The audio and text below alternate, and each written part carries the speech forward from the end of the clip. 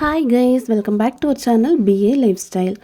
நாம் இன்றைக்கி நம்மளோட சேனலில் ரொம்ப டேஸ்டியான ஒரு பிரேக்ஃபாஸ்ட் ரெசிபி பாலடை அப்பம் எப்படி பண்ணுறதுன்னு பார்க்கலாமா? இன்றைக்கி பாலடை அப்பம் பண்ணுறதுக்காக நான் 1.5 கப் அளவுக்கு பச்சரிசியை 4 மணி நேரம் ஊற வச்சு தண்ணியெல்லாம் வடிகட்டிட்டு இந்த மாதிரி மிக்ஸி ஜாரில் எடுத்து வச்சுருக்கிறேன்.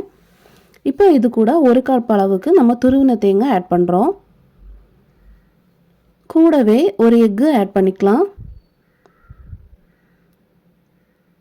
தேவையான அளவுக்கு சால்ட்டு, ஒரு அரை ஸ்பூன் அளவுக்கு சால்ட் ஆட் பண்ணிவிட்டு 1/2 கப் அளவுக்கு தண்ணி ஊற்றி இதை நல்லா ஃபைன் பேஸ்ட்டாக நம்ம அரைச்சி எடுத்துக்க போகிறோம். எவ்வளோ ஃபைனாக அரைக்க முடியுமோ அவ்வளோ ஃபைன் பேஸ்ட்டாக அரைச்சி எடுத்துக்கோங்க. இப்போ இது கூட ஒரு 3/4 கப் அளவுக்கு தண்ணி ஆட் பண்ணுறேன். ஆட் பண்ணிவிட்டு ஒரு ஸ்பூன் அல்லது கரண்டி வச்சு இதை நல்லா மிக்ஸ் பண்ணி விடலாம்.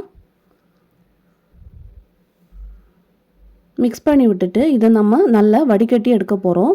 சின்ன சின்ன ஹோல்ஸ் இருக்கிற மாதிரி ஜல்லடை எடுத்துக்கோங்க. எடுத்துகிட்டு இதை ஊற்றி நல்லா நம்ம வடிகட்டி எடுத்துக்கலாம்.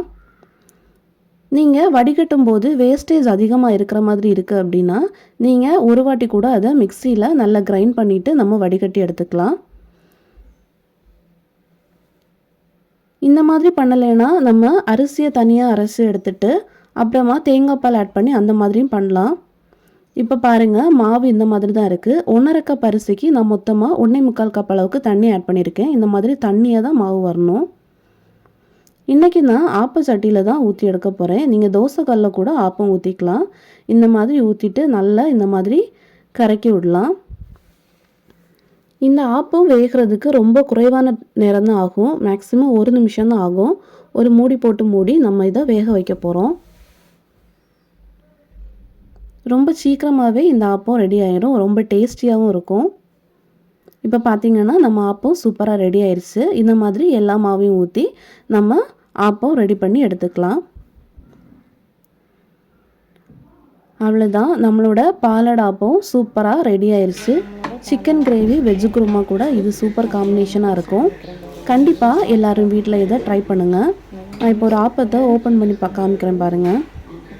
பார்த்தீங்களா, இவ்வளோ சாஃப்டாக தான் இந்த ஆப்பம் வரணும். மாவோட கன்சிஸ்டன்சியில் தான் இருக்குது. மாவு ரொம்ப திக்காக இருந்துச்சுன்னா நம்மளோட ஆப்பம் ரொம்ப திக்காயிரும்.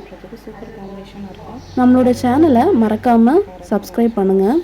நம்மளோட வீடியோவை லைக் பண்ணுங்கள், கமெண்ட் பண்ணுங்கள்.